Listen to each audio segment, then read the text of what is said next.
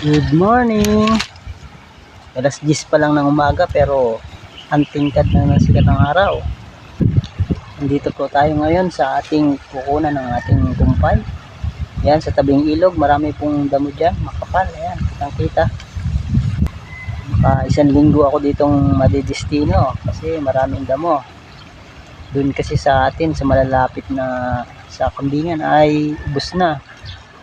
Kaya dito muna tayo habang makapal pa ang damo dito. Kukuha po ako ng kumpay dyan. Panoorin nyo po at pagkuha natin.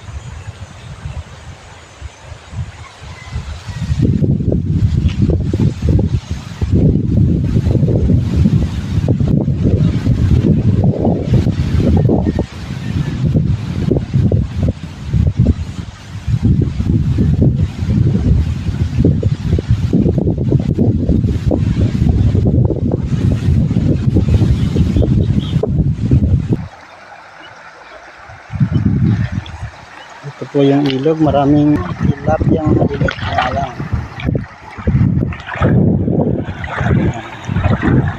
Mabilis sumabanda mo dito, nandito mismo sa tubig.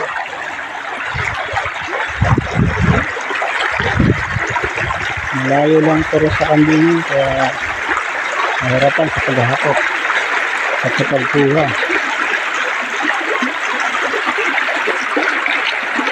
At na maraming damo. Makakuha po tayo ng isang sako damo. Yan, itong mga damong ganito. Hindi ko lang alam ang pangalan ng damo na to. Kasi yung iba mga baging umakit sa riprap. Itong sako ay pinupuno natin. Tumitimbang po siguro ng mga 30 kilos to 40 kilos. Tara na at uuwi pa natin to sa malayo-layo pa yung ating lalakarin. Ayan po, halos kalahating kilometro yung nilakad natin mula ro sa kinunan ng ating kumpay. Grabe, layo ng ating lakad. Ginaybay lang po natin yung ilog. Malapit na tayo sa ating boathouse. Tapos na tayo rito sa mahabang lakaran. Pagkatapos po ng mahabang lakaran sa init ng araw, pagod sa paglalakad, ayan. Ayan,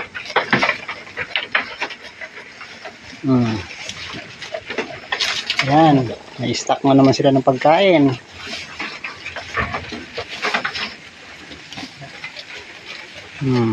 Kanya-kanyang iya.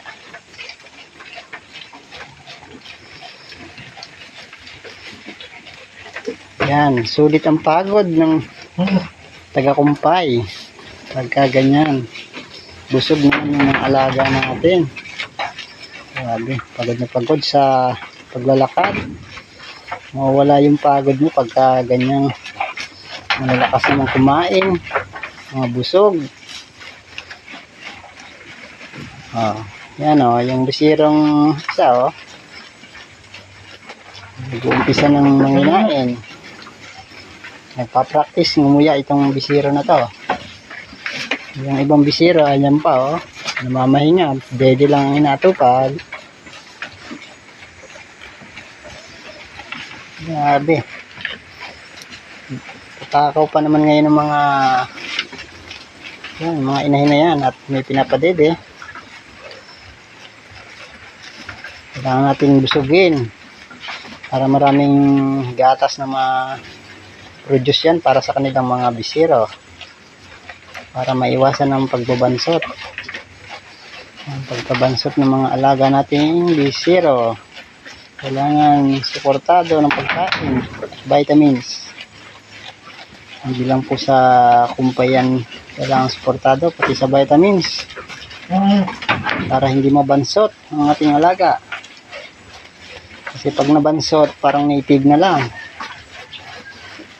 Hindi na natin mabibenta ng malaki-laking halaga yan kasi bansot na. Kung hindi naman, pwedeng katayin. Kaya iwasan nating mabansot ang ating mga alaga. Kailangan nating busugin ang inahin at suportahan ng mga vitamins. Ang inahin at ang bisiro na rin. Yan. Ang ibang bisiro, chill-chill lang.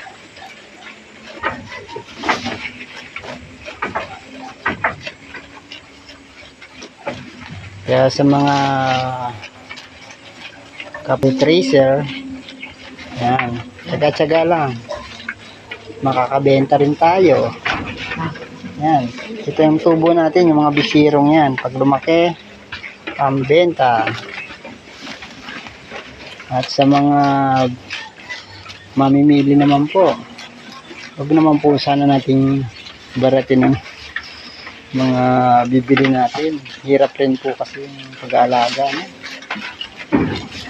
Yung sakripisyo ng isang goat racer, hindi lang sa trabaho, sa pagkumpay, pag-aalaga, nagagastusan pa yan sa mga vitamins, sa mga pamurga, pati itong bahay na tinitira ng kambing, siyempre kahit pa paano gumagastos rin yan.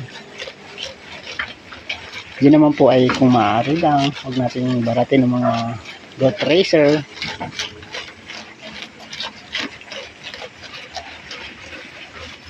Ang mga inahin, no? Ganang-ganang kumain.